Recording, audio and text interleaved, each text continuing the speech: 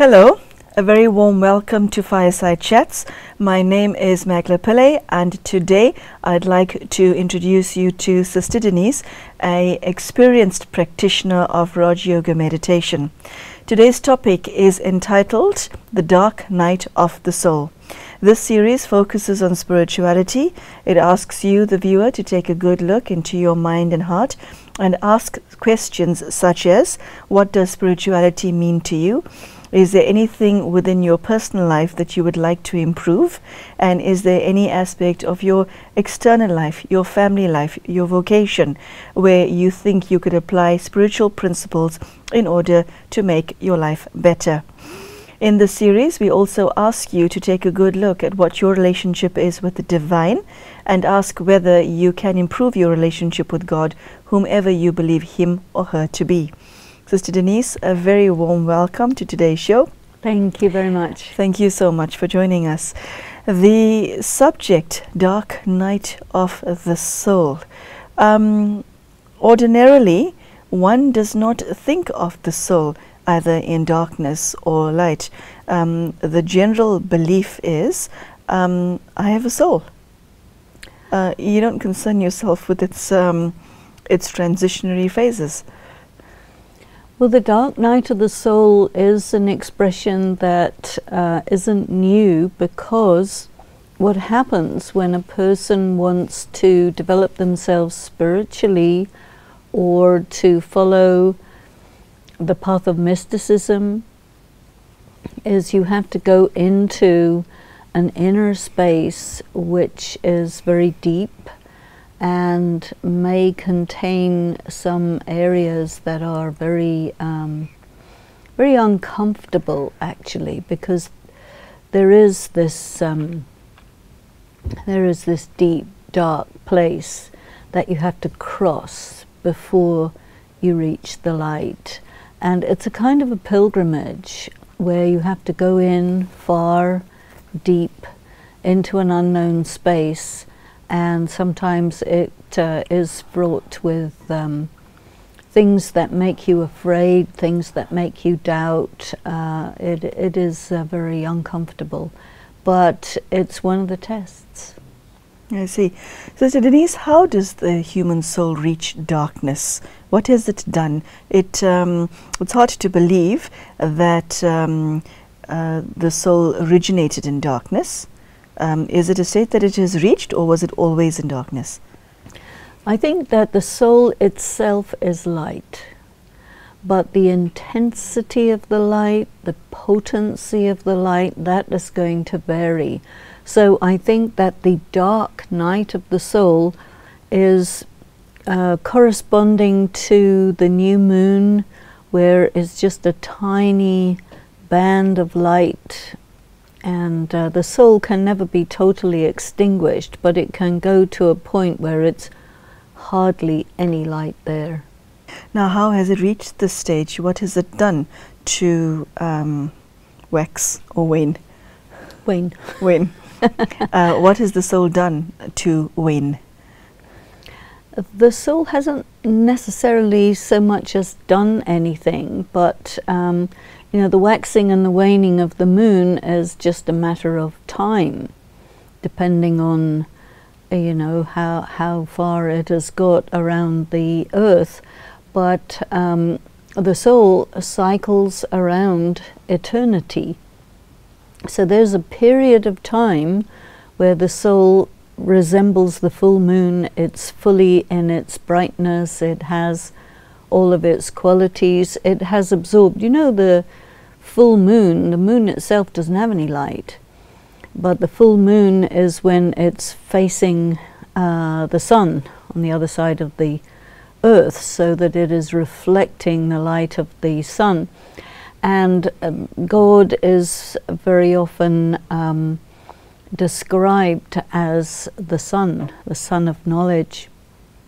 So the soul, when full, is reflecting the full light of God and holds the light of God. But when time passes, the light of the soul is used, And when the soul reaches the point of time where it has reached its nadir, the lowest point, that is when the soul is weak, the light is dim, and the person, the being, is experiencing that very, in a way, terrifying space of darkness, loneliness, isolation, being cut off from everything it holds dear. So that requires a lot of courage to get through that. Okay, so the soul has reached this state, and you said that the soul's journey is eternal. From the dark night, how does the soul experience its dawn and morning and daylight? There is the dark night of the soul. There has to be the light day of the soul. Is there such a thing? Yes. And if so, how does the soul reach that that full circle moment? Well, there are sayings, you know, that at the time when the night is darkest is just before the dawn, and the dawn is when the sun of knowledge rises. That is, the light of God appears on the horizon at this dark time and restores the soul to its full brightness. And this is really the relationship between the soul and God. The soul is looking for God, and when the time comes, which is the darkest, most dreary time, that's when the light of God comes, and then the soul is restored to its perfection. Now, Sister Denise, all of this sounds wow and stunning, but on a practical level, what does that mean for an individual who is suffering, like millions on the planet are, and how does it make a connection with God? Because there are many roads, as it were, that say, you know, if you walk down this road, you'll find God. And then you're saying that there's an actual meeting between the soul and the Supreme Soul. If you have reached your lowest state, how do you find God, or do you find God? Does He find you? Who's looking for whom? Well, there's Who's stumbling in the dark looking for whom? There's a convergence. I don't think God ever gets confused, but God is very aware of time, roles, God's own performance. God knows I am the creator. God knows I am brought together with souls at the time when the soul is really at its lowest ebb. So it's really about the extremes, the times of extremes. So God is the great light, and the great light meets the soul who is totally dim. Then there's the illumination of the soul. It's an extraordinary wonder when humanity is in darkness, in chaos, in pain, in confusion. That is when there is this reconnection with the light, with you know, truth. And this is really the thing that the human soul has been striving for. And it is a phenomenon that, you know, it's only when the soul realizes that there is nothing that can bring that light back except the Supreme Being, the Supreme Light. So then when the soul actually turns directly to God, that is when that happens. Sister Denise, from a feeling perspective, there are many who understand that God is the parent soul and the soul is the child. So from a feeling perspective, take us through that. What does that mean on a heart level, what you just said? You know, one of the beautiful titles of God is the Comforter of Hearts. That is lovely. And when the soul feels that the heart is broken, abandoned, frozen, the heart is really in pain and desperate, that is the time when there is that meeting and the heart is comforted by the love and the peace of God. And then as the soul becomes restored and takes in that energy of love and comfort, then the soul begins to discover other aspects of the Supreme Being and gradually fill the self totally from all the different qualities, the wisdom, the knowledge, all of the wonders of God becomes almost like fused into the soul, and the soul then carries that beautiful memory with itself on its journey through time until there is a wonderful meeting once again. Sister Denise, in previous episodes, you went into great depth as far as the subject of the law of karma is concerned. Is it the soul's negative karma that brought it into darkness?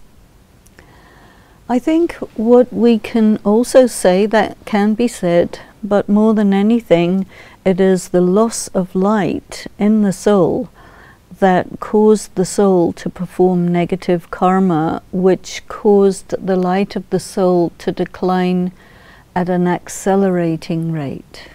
And how did we lose that light in the first place? Did we bring it on through our own conduct, or was it just meant to be? It's just simply that as you are cycling around time, you reach a point in time where half of the soul's energy, half of the soul's light is used simply by coming into matter and performing actions. And when that moment comes, the soul just falls into that side of darkness. So at the beginning it's just a dusk, you know, but then the soul falls into the deep dark night. Okay, as you're speaking, the image of the cell phone battery comes to mind. We came on earth, we were full, and then as time passed by and as we took rebirth, we became more and more empty. And then when we're very empty, that is the dark night of the soul. Exactly. You know, when the sun sets, a lot of people, they like to watch the sunset. And there is a moment when the sun is just falls below the horizon. Yeah. And then you will say, it has set.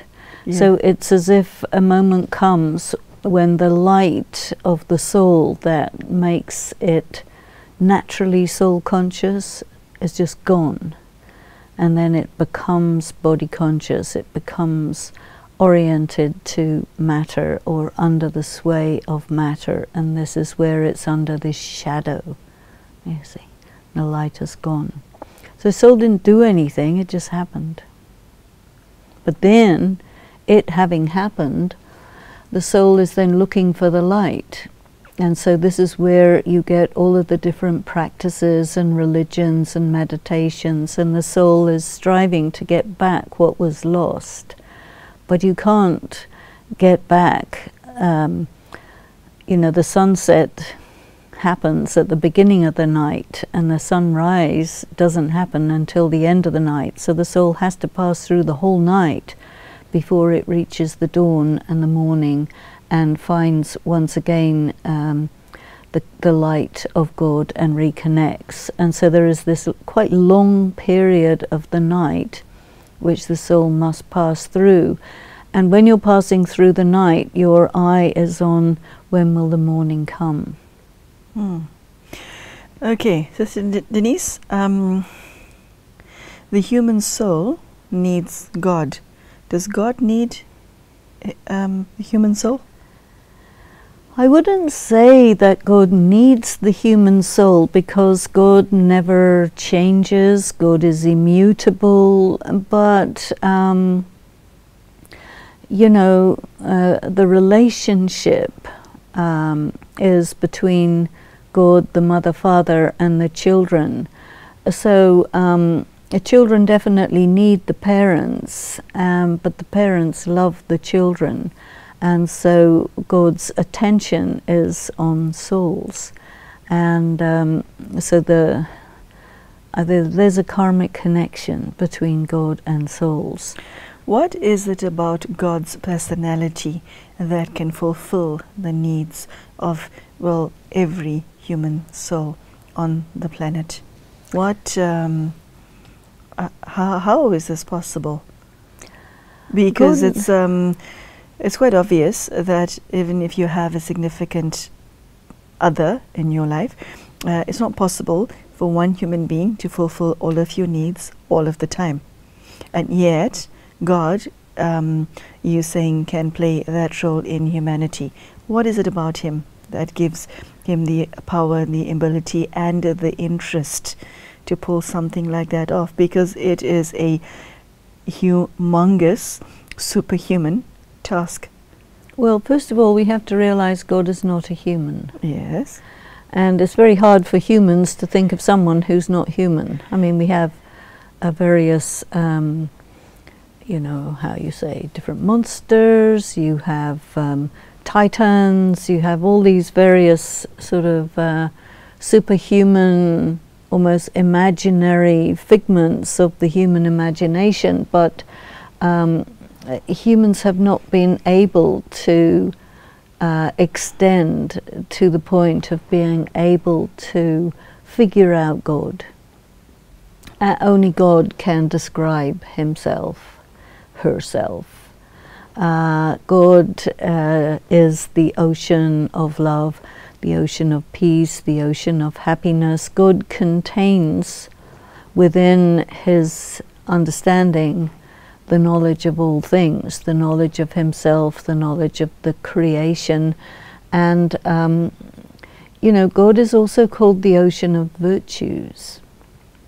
And it's as if God fills every human being there is with his virtues, knowledge, qualities.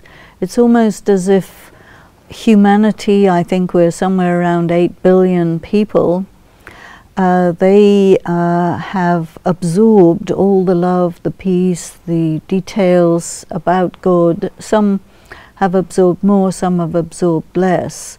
And so God, you know, this work of God is to pour all that into humanity, and each one takes in their own way.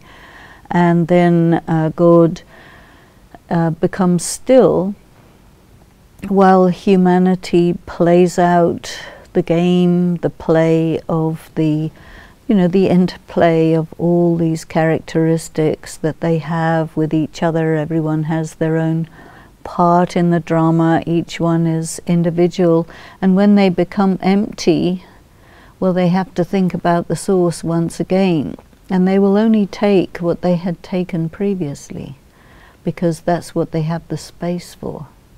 Mm-hmm.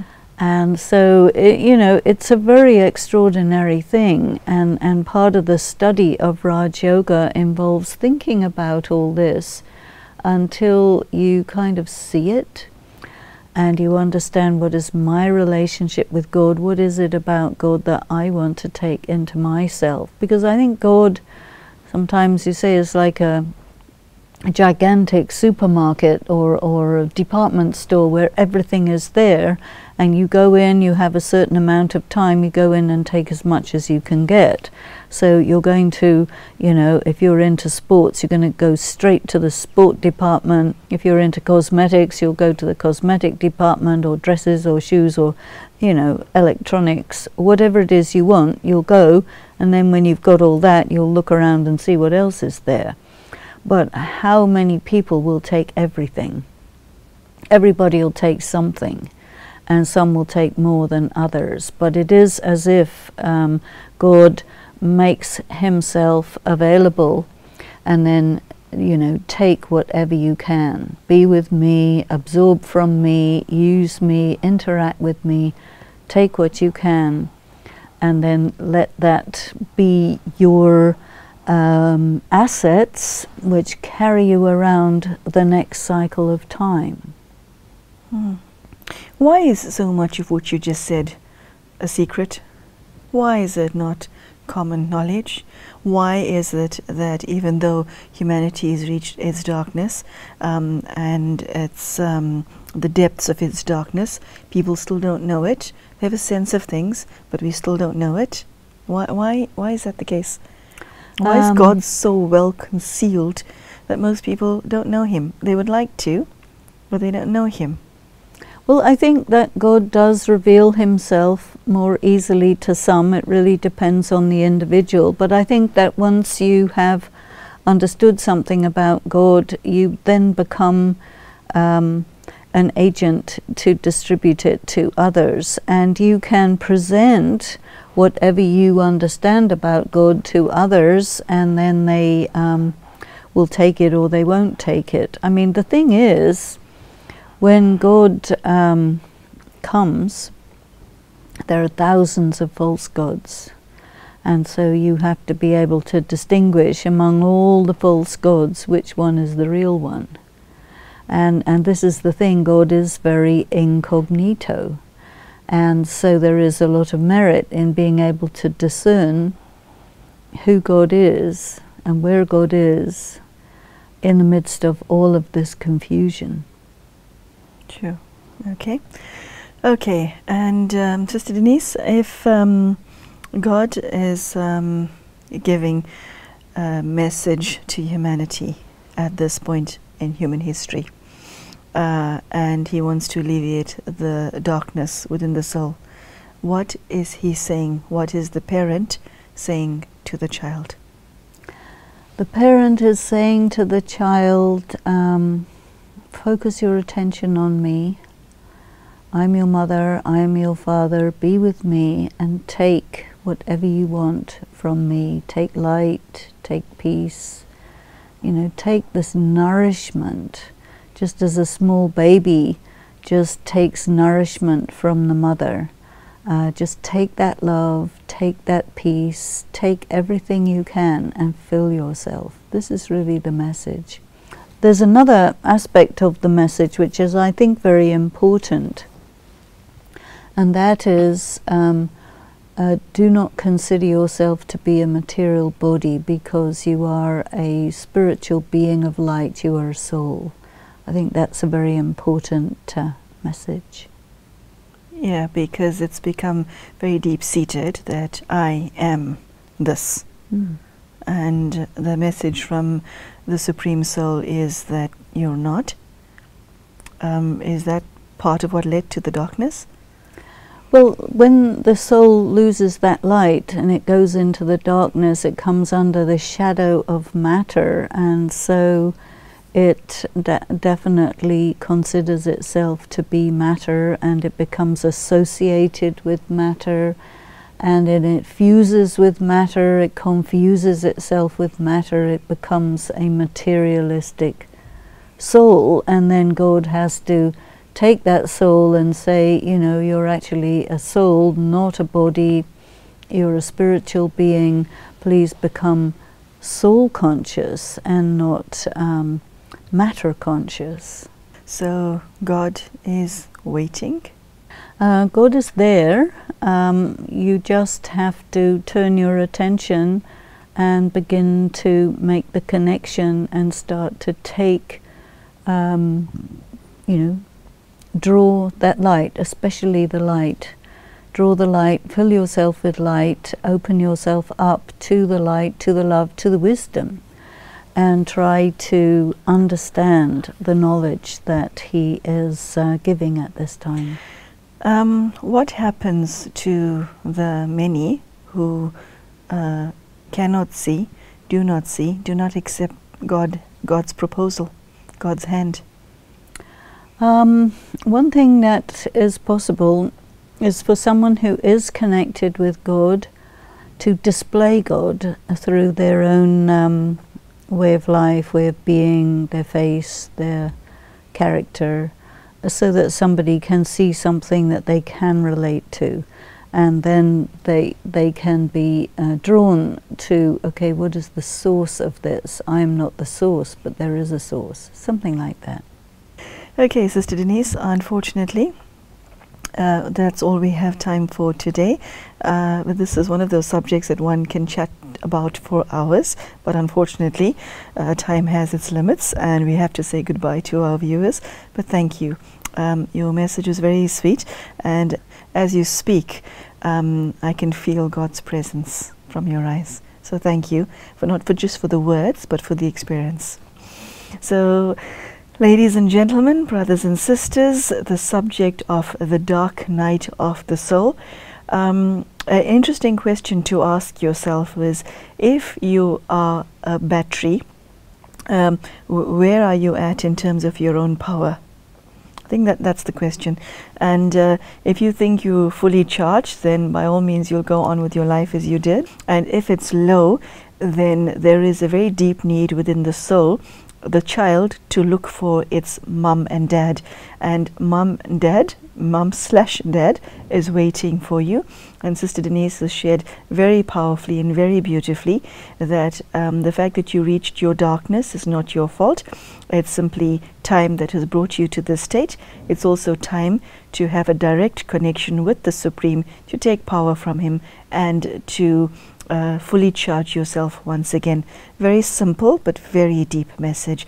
So I do hope that you take this to heart, and I do wish you everything of the best in your own spiritual journey. Thank you so much for joining us, and goodbye.